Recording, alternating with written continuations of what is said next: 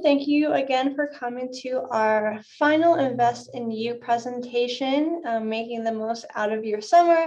We are so very close to the end of the semester, so congrats on making it through. We're almost there, but now we're going to talk about what you can do to further your career development through the summer. I am Steph Bates. I'm the Grad Assistant Career Advisor at the CDIC. We are still taking student appointments, so come on and stop by at the basement of Alumni Hall and we can make an appointment for you, or you can email us. So what can you do during the summer? There are kind of three main things you can do. Only one of these things, two of these things, or three of these things, kind of depending on where you are in your career path. And we're going to go a little bit into detail with all three. So first is networking. Why is networking important? So it helps you increase your visibility in the professional world. You can tap into the unseen job market. About 80% of jobs are actually not posted online. They are found out through networking. So it's a really great tool to find jobs and internships next year or the summer after. It's a great way to stay up to date with the current industry trends and changes in the job market. So through networking and meeting these people in your industry, you can kind of figure out what skills are most important in your industry and maybe even how to get those skills or learn about them on your own. And then finally, you can get a first-hand look into occupations and the companies. You can complete informational interviews or job shadows. So an informational interview is typically just interview with someone in the company, just getting more information about what they do in their position and what the company does. So, questions along the lines of, what do you do every day and how did you get to your position? What advice do you have for someone who is an undergrad? And then job shadowing, you can ask a family member, a friend, a family friend who's in a position that you're interested in, just to see if you can shadow them to see what they do to kind of gain more information that way. So just about everybody is in your network and can help you along your career path. Family, co-workers, bosses, any of the faculty or staff here at Assumption, friends, families, friends, family friends, just about anyone, coaches, things like that. So these are kind of the two main tools for networking. LinkedIn and Handshake. So really LinkedIn is the main tool. It is an online, very similar to sort of a professional social media site, kind of build your professional identity. You can kind of build your network through alumni at Assumption. There's jobs and internships posted there as well. Lots of really great professional information and journals and things like that are posted.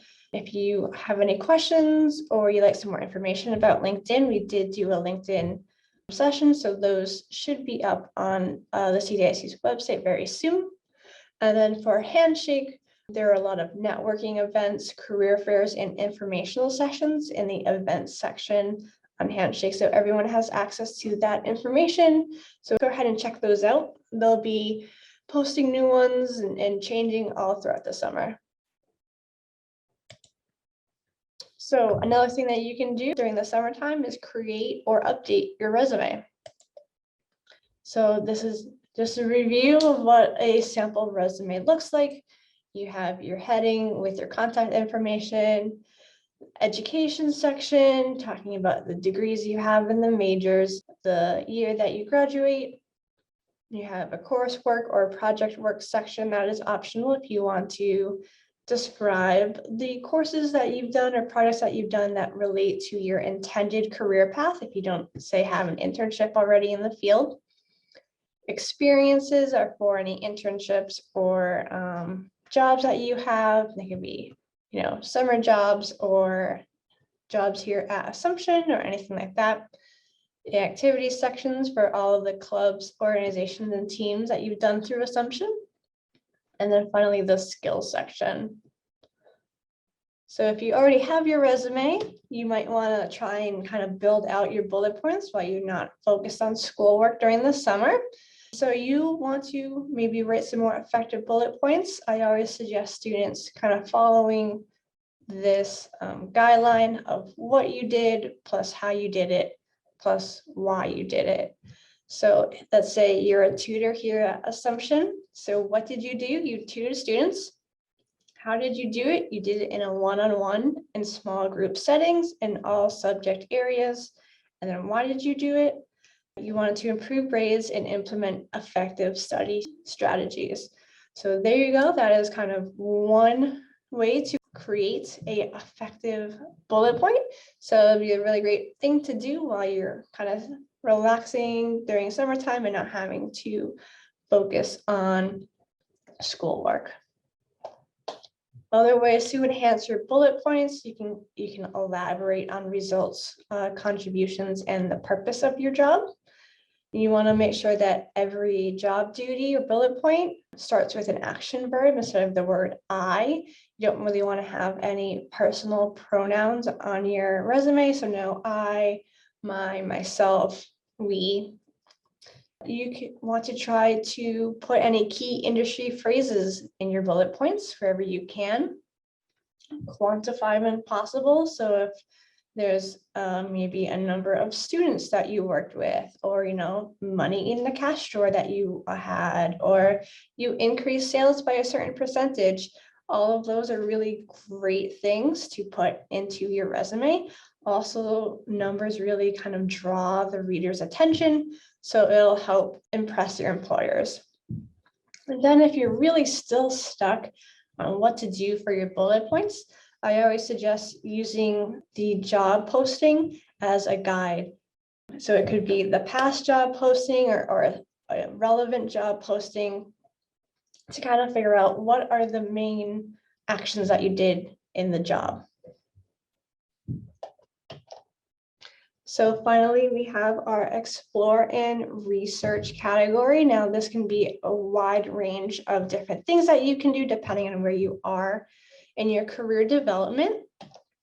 Let's say you're not sure what you want to major in or what you want to do with your major after graduation.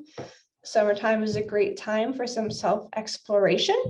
Kind of think about your interests and your values and what classes you've taken, which ones do you like and which ones have you not liked? What do you really like to do for the activities on campus? Think about what you did for on-campus employment or previous jobs. Are there any skills that you particularly liked? Are there any job duties that, let's say, you didn't really like? So thinking about it in that sense. You can also complete a career assessment called Focus 2, just to kind of gain some information on what path may be best for you. So Focus 2 is an online interactive self-guided career and educational planning system, and it's designed to help you make decisions about your career goals and education plans. So this is on the CDIC's website. It's a really great tool. There are about 4 or 5 kind of self-assessments. Most of them are very quick, within about 5 minutes. And you just take these questions. Sometimes it's on a rating scale or selecting different skills or things you like to do. And then at the end, it provides you with a list of different career paths or skills that are your strengths. And then what majors can come about, or what jobs you may want to try, what the outlook is, things like that. So right here is the list of the top 10 skills that employers are looking for. So while maybe you're doing a summer job, or you're thinking about what skills you want to develop next, these lists of skills would be a great thing to think about and gain some more information and experience in. The ability to work in a team and problem solving skills, those are very common just about any type of summer job. Communication skills, verbal communication skills, and strong work ethic. Those are all things you can do at a summer job. So you can also start searching for internships, since most of us are juniors and sophomores. You can always start looking for fall, next spring, and even next summer's internships. Believe it or not, there are summer internships for next year starting to be posted. So, feel free to start looking now. You can start with a more broad approach to your search and then kind of narrow it down and focus your search as you gain information about what kind of position titles you like and things of that nature. You can apply to any and all realistic opportunities if you find something that you're interested in for, fall, spring, or summer. So realistic would be considered anything that you kind of check off the boxes for about 75% of the qualifications for the job or internship. And then just to keep yourself a little bit organized, you want to create a list of the positions that you've applied to and the application's deadlines, so you know when you applied and to which internship you applied to, if you decide to apply to any. There are two main ways of finding a job or internship: networking, which we already talked about, and then completing an internship search. We won't go through the whole search process. We did a previous Invest in You series about job and internship searches, so you can check those videos out. But the top 3 internet searches we suggest are Handshake, LinkedIn, and Google. Handshake is a really great tool. There are about over 12,000 jobs and over 2,500 internships available on Handshake currently. So it's a really great tool to kind of find those jobs and internships, and these are geared towards assumption students. LinkedIn is sort of very similar to Handshake, where you can type in a search and filter based on your needs, and where Google kind of pulls from all these types of job boards. So if you have some extra time, you can always fill out your Handshake profile. There's a Handshake app you can download to put it on your phone to make it easier for you in the fall and the spring. You want to make sure that you fill out your profile. So, describe what kind of job you're looking for, what cities you want to live in post-graduation, and what kind of roles you're looking for. You can customize your preferences in the summer, just so when you get back into classes, it's a lot easier and more streamlined for you to find an internship if you're interested next school year. If you are a rising senior, summer is the perfect time to start researching grad school. And if you are going to be a rising junior, you can, start thinking about if that's a necessary step or the right fit for you. You want to figure out, your career goals. Do jobs need a master's degree or more to get into the workforce? What kind of opportunities are there in their field? There are varying time commitments for grad school. So what would that look like? Do you think you can make it through school for that long, going right out of undergrad? Or maybe you need a little time off in between if you think you need to go to grad school. It's a very big financial commitment. So you got to talk about finances and then your motivation. So this is the grad school application timeline. So this summer before your senior year, you should, start researching and then looking at what the applications require you to do and start writing your personal statements. Most grad schools require personal statements. So, it's really good timing for the summer to work on your personal statement while you don't have any school work to work on. And then you can focus on other things as you get into the school year. So the CDSC, we're still open during the summer. We still have student appointments. So feel free to email us or call us and make an appointment. We have our individual career advising. We can help with internship and job searches, mock interviews, grad school applications, interviews, LinkedIn, and postgraduate service opportunities. We also do resume reviews and help with cover letters as well. So this is just our contact information. We're down in the basement of Alumni Hall.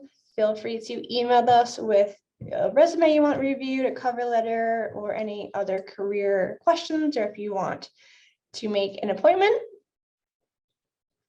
We have a phone number there as well.